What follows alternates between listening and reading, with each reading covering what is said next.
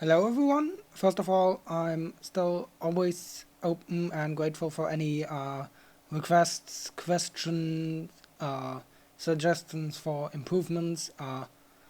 Now, in the last few days, I haven't had much gotten around to making these explanation videos. More are coming in the next few days. For now, I'm just gonna tell you a short little fun fact about airplane touchdowns. And the thing is that it's generally thought that the softer you touch down, the better. And for most of the airplane structure and the passengers, that might be the case, but actually, there is a recommended touchdown sink rate, and it's not actually perfect to touch down as gently as possible because of the wheels, or specifically the tires.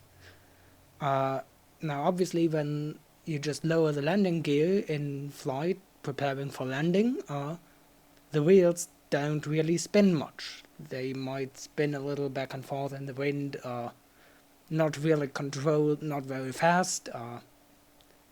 There have been hypothetical concepts about using some kind of motor to spin them up, and while the idea of using electric motor in an airplane landing gear for rolling on the ground for taxiing is actually in research and development. It's not really that fast, and the idea of using it to spin the wheel up for touchdown is not really being considered anymore. But what that means is that when the wheel starts touching the ground, it's not spinning. And at first, obviously, because it can start spinning with infinite acceleration, it doesn't spin and it just skids over the ground. Of course, you can try to approximate the actual force that makes the wheel spin, depending on the force that the wheel is pressed down with, which means that the slower you touch down, the less sink rate you have, the less the wheel gets pressed to the runway in the first few milliseconds of the touchdown, and the more it skids. So the wear on the tire is really hard, and if you touch down with a too low sink rate, that not just wears the tire down more, it also increases the risk of eventual tire failure at some point.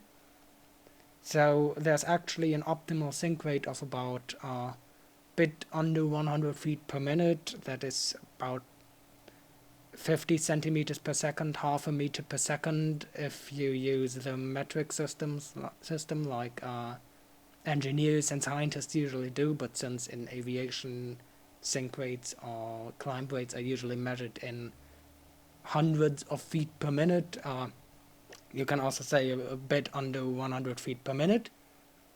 I hope this was kind of interesting, and I'm still practicing and trying to improve myself. And I actually did this in one take, so at least that's something cool. And thanks for watching.